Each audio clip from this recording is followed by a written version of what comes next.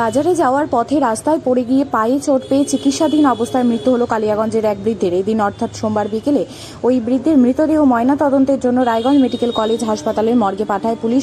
সূত্রে খবর, মৃতের নাম উপেন্দ্র দেব শর্মা, বয়স 63 বছর, বাড়ি কালিয়াগঞ্জ থানার হসপিটাল পাড়া এলাকায়। মৃতের ছেলে মিলন দেব শর্মা জানান, তার বাবা উপেন্দ্র দেব শর্মা কয়েকদিন আগে বাড়ির পাশের বাজারে সবজি কিনতে যাচ্ছিলেন।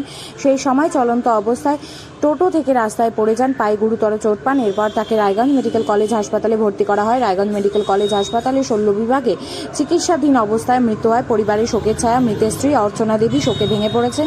পুলিশ একটি অস্বাভাবিক মৃত্যুর মামলা রুজু করে তদন্ত শুরু করেছে। আপনার নাম? মিলন দেব শর্মা। যে মারা গেছে কে হলো আপনার? আমার বাবা। কি নাম ওনার? উপেন্দ্র দেব শর্মা। বয়স কত? বয়স 63+। বাড়ি কোথায়? বাড়ি আমার ডালিম্ব। কোন জায়গায় ওটা? Post office Dalimba. কোন থানা? থানা কালিয়াগঞ্জ।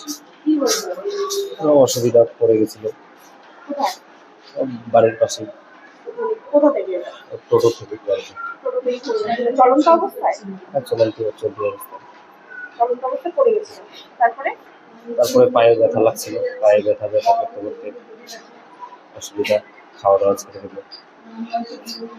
ভর্তি করেছিলেন কোথাও? ভর্তি কালিয়াগঞ্জে করছিলাম, কালিয়াগঞ্জে নিয়ে গেছিলাম প্রথমে, ওখানে নিয়ে নিই, ওখান থেকে এখানে ট্রান্সফার করে নিয়ে আসছি। তারপরে 6 তারিখে এখানে নিয়ে আসছিলাম। কয়দিন ছিল? 6 তারিখে ভর্তি করছিলাম, কাল রাতে কালকে রাতে মারা গেছে। মারা গেছে। কি করতো? কৃষিকাজ।